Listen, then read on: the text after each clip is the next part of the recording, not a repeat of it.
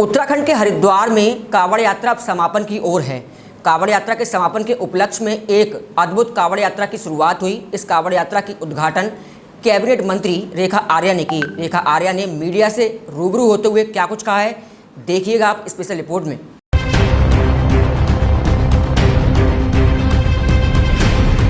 हरिद्वार में हर की पौड़ी की प्रबंध कार्यकारिणी सभा और अखिल भारतीय अखाड़ा परिषद के राष्ट्रीय अध्यक्ष एवं श्री मनसा देवी मंदिर ट्रस्ट के राष्ट्रीय अध्यक्ष महंत रविंद्रपुरी महाराज और अखाड़ा परिषद के राष्ट्रीय महामंत्री जूना अखाड़ा के राष्ट्रीय संरक्षक महंत हरगिरी महाराज के पावन सानिध्य में गंगा के पावन तट पर कांवड़ यात्रा का शुभारंभ किया गया। इस अवसर पर उनके साथ बड़ी संख्या में महिलाएं भी शामिल थी। महंत रविंद्रपुरी महाराज ने उन्हें कांवड़ यात्रा की सफलता के लिए आशीर्वाद दिया। उनके महिला सशक्तिकरण के इस कार्य के लिए उनकी सराहना भी की। अखिल भारतीय अखाड़ा परिषद के महामंत्री महंत हरगिरी ने कहा कि कैबिनेट मंत्री रेखा आर्य का बेटियों को बचाने के लिए जो कांवड़ यात्रा शुरू की गई है वह अनोखी है और गंगा माई इनकी इस यात्रा को सफल करेगी, पूर्ण करेगी। और सावन के इस महीने में उन्होंने भ्रूण हत्या रोकने के लिए जो कांवड़ यात्रा शुरू की है वो सफल होगी।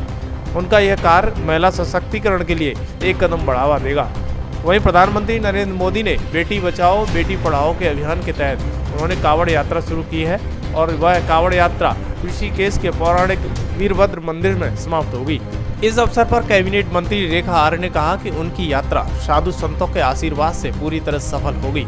उनकी यात्रा का उद्देश्य महिलाओं के लिंगानुपात को उत्तराखंड में समान रूप से लागू करना और बेटियों को बचाना, बेटियों को पढ़ाना और बेटियों को महिला सशक्तिकरण के रूप में आत्मनिर्भर बनाना है। उन्होंने कहा कि उनकी यात्रा आज हर की पौड़ी से शुरू होकर ऋषिकेश के पौराणिक वीरभद्र महादेव मंदिर में समाप्त होगी।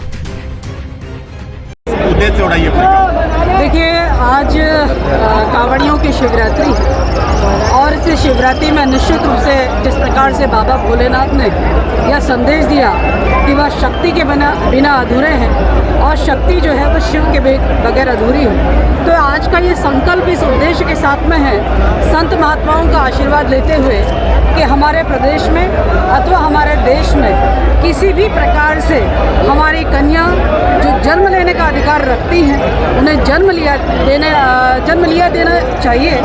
और हम सब को कन्या भ्रूण हत्या के खिलाफ जो है स्वयं भी संकल्प लेना चाहिए कि नहीं हो और दूसरे को भी ऐसा नहीं करने देना चाहिए। आज का संकल्प मुझे भी जन्म लेने दो, शिव के महा में शक्ति का संकल्प। मैं समझती हूँ कि यह संदेश उत्तराखंड को देवभूमि के अतिरिक्त देवियों की भूमि बनाने की ओर अग्रसर करेगा और निश्चित रूप से देश के लिए भी ये बेटियों के उत्पन्न होने के परिप्रेक्ष्य में लोगों की मानसिकता में जो कि गिरावट है उसको ठीक करने का भी काम करेगा।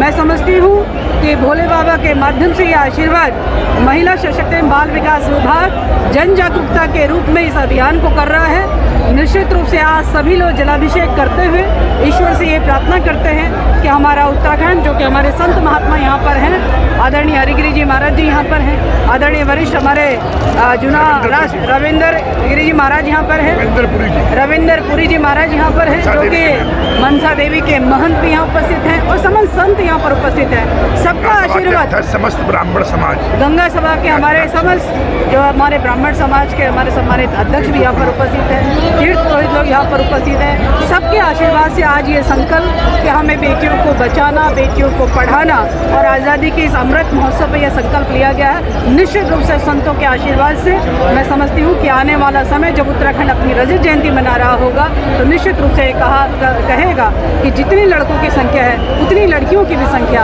आज हम देख रहे हैं। यहाँ से जल लेके जा रहे हैं, कहाँ से जाएंगे? यह यात्रा पूरी 25 किलोमीटर की है और इस पूरी 25 किलोमीटर की यात्रा जो कि हमारे ऋषिकेश के वीरभद्र मंदिर, जो कि 1300 साल पुराना महादेव का मंदिर है, वहाँ जलाभिषेक माननीय मुख्यमंत्री के साथ करते हुए इसका समापन किया जाएगा। निश्चित रूप से वह एक अंतिम पड़ाव होगा, लेकिन विभाग अपनी ओर से लगातार कन्याओं को बचाने, पढ़ाने, आगे बढ़ाने में संतों के आशीर्वाद को लेते हुए उसे आगे बढ़ाने का। भोले के भक्तों से कुछ कहेंगे? बहुत बड़ी संख्या में भोले के भक्त आए। देखिए, निश्चित रूप से भोले के भक्तों में जिस प्रकार से जोश है, जिस प्रकार से मतलब उन्होंने अपने अपने जो संकल्प लिए हैं और जिस प्रकार की हमारी संस्कृति को, हमारी परंपरा को बोली, मुझे बहुत खुशी है कि ईश्वर ने मुझे ऐसी बुद्धि दी कि मैं इस यात्रा को कर पाए। और निश्चित रूप से जो हमारे संत समाज है उनका जो ये आशीर्वाद है उसी का फल है कि आज हम इस क्योंकि यह भी यात्रा हर कोई नहीं कर पाता, उसको हर किसी को सौभाग्य नहीं मिल पाता। मुझे ईश्वर ने ऐसी बुद्धि दी और मैं इस और अग्रसर। ठीक महाराज जी, इतनी आज हमें कहना है कि इनका संकल्प पूरा हो और पूरे विश्व से भूम हत्या जो है महादेव के माध्यम से, गंगा माई स्वयं एक कन्या है और गंगा के लिए करोड़ों असुरों ने चाहा कि वो जन्म न ले। गंगा का जन्म के लिए तमाम असुरों ने, तमाम मिलके समान शक्तियों ने रोकने का प्रयास किया, पर गंगा का जन्म भी हुआ और गंगा अपने आप में हर के पौड़ी को स्वर्ग स्थापना करने में कामयाब हुई। इसलिए मैं आज जो है इनके माध्यम से बोलना चाहता हूँ, जो गंगा जी की मनोकामना पूरी हुई और गंगा माँ इनकी मनोकामनाएं पूरी करे, क्योंकि असुर किसी प्रकार से कोई असुर जो है गंगा को रोक नहीं पाया।